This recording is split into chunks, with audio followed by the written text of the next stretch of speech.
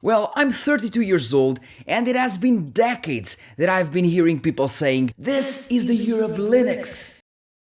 And it never was. But now we're in 2026, and I might sound crazy, but I really think that 2026 is the year of Linux. And I'm not saying that Linux will overtake Windows gaming-wise, I'm just saying more like it will grow way faster than it ever did. I mean, it already has the biggest market share it ever had, with 4.7% globally in 2025, compared to 2.76% in 2022. That's a massive increase for only 3 years. And this is very interesting, and we'll get more into it right after today's sponsor. Today's sponsor is AliExpress, with a US top find campaign, with products that look and feel great, like the well-built, sturdy and wireless Halo S40 headphones that will not only deliver great comfort for your daily usage or training sessions, but also good audio quality, featuring dual dynamic drivers with ANC and LDAC codec to improve audio quality even further. It also brings a 5 microphone array and a phone app where you can control the sound equalization and enable or disable features. All this for less than $60. And if you're looking for something like an affordable tablet, you have the Paint Henry 2025, a 10.1 inches tablet with Android 15, 8GB of RAM, 64GB of disk, Wi-Fi 6 and Bluetooth 4.2, with the main point being its price and bringing lots of accessories as well, like these little Pawn Patrol stickers for your kids. Click the link in the description and use my codes to get up to $70 off your purchase. Linux has been vastly used when it comes to the server side of things, but Windows was for decades the only system to consider when we're talking about gaming and general use of the masses. And one of the biggest Linux issues, I would say, is that nobody uses Linux, or very few people use Linux, because it doesn't support the games or the applications that they want to run. And developers don't really develop things for Linux because people don't use Linux, because Linux doesn't really run the applications that they want to run. It's like an eternal cycle. I still remember the first time that I used Linux when I was young, and the only things or the only games that you could play on Linux were Valve games using OpenGL, like Counter-Strike for example, or SuperTux. Oh, SuperTux. Good old times. Of course, Wine was already a thing, and some games would run on Linux through it, but honestly, it sucked. Hard. But nowadays it's a completely different story though, with Linux distros focusing mostly on gaming like CashOS, PicOS and many others that can also perform very well like Novara, Bezite, and the list goes on.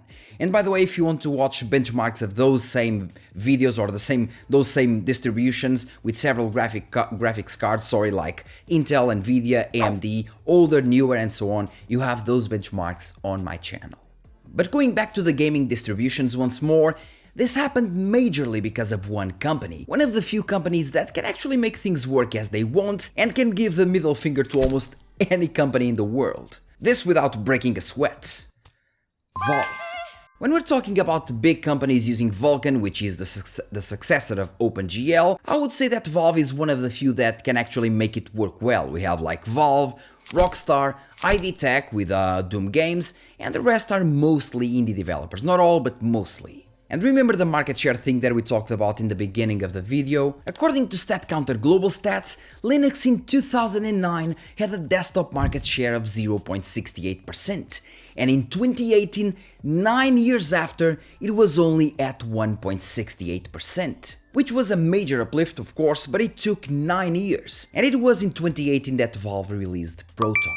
Proton is a compatibility layer that allows Windows software to run on Linux systems and is basically a collection of software and libraries combined with a patched version of Wine to improve performance and compatibility with Windows games. At least that's what Wikipedia says. And after only 2 years of its release in 2020, Linux market share grew to 1.93%. But I guess that Valve really wanted to give the middle finger to Microsoft and other companies developing handheld devices, so they released Steam Deck.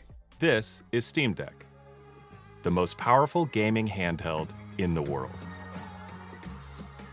Steam Deck is a portable console that could run your Steam games, also featuring Valve's most recent implementation of Linux, SteamOS.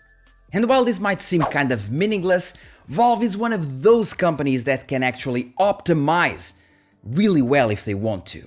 And with their Steam Deck being a hit, they wanted and needed to optimize more games to run on their Steam Deck, hence they needed to optimize more games to run on Linux. So of course they would keep improving SteamOS and Proton. And this was a little big step that pushed Linux a bit further into the desktop market. In fact, it was such an outstanding move that only 6 years after it reached 4.01% of the desktop market, actually surpassing the 5% mark if we count the server side as well. And of course the tendency is to keep growing. And with a big giant like Valve pushing Linux harder and harder, with the soon to be released Steam Machine, Steam Frame and Steam Controller, all using Linux by the way, things will move faster and faster for the Linux community, as a big part of the desktop users are getting tired of Windows and some are even switching to Linux, with distros like Zorin OS for example, focusing on a cleaner and easier way to use Linux, reaching over 2 million downloads in some months. And that's not all actually. Developers are also finally laying an eye on Linux with software like OCCT that got native Linux support a couple of months ago, or even a senior software engineer at GOG saying that Linux is the next major frontier. I mean damn, even a big player like Asus entered in the recently announced Open Gaming Collective, as they say it, a working group for Linux gaming projects that want to fix some of Linux's core problems.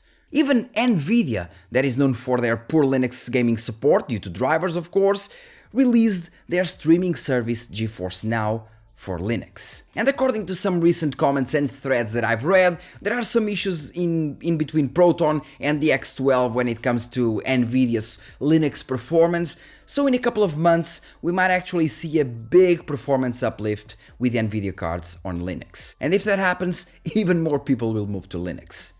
Believe me.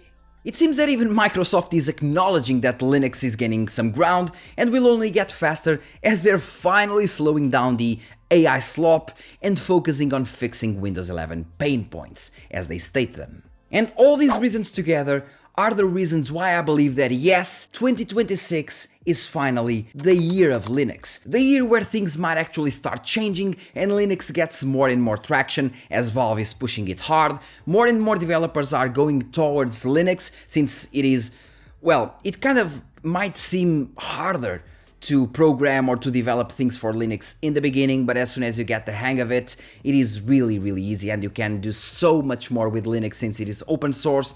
I mean, I believe that developers will actually start shifting slowly, especially because of games and anti-cheat and so on. Even if Microsoft is changing a bit, is because they sense something in the air. I'm sensing it, and I'm really sensing that with Valve pushing it more and more, Linux will only get better and better, and more people will get towards Linux, will use Linux, and Linux will grow. Because to be honest, Linux distributions are very good nowadays. There are some key points that they need to kind of make better, compatibilities and so on, but overall, especially if you have an AMD system, it works very well.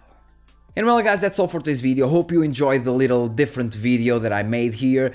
I really believe that this is finally the year of Linux, and I'll be doing some more Linux benchmarks soon, especially when that fix for the X12 games on Proton comes. I will be testing, of course, AMD as well, but mostly Nvidia and Intel. And now my cat is actually toying with the paper and yeah, so I'll be there. I'm gonna have tests, I'm gonna have more CPU benchmarks, more GPU benchmarks soon, so we're doing more of a little hardware side on the channel. I have lots of Windows versus Windows videos, Windows versus Linux videos, and even Linux versus Linux videos, so lay an eye on my video section if you want to see those. Thank you very much and see you in the next video.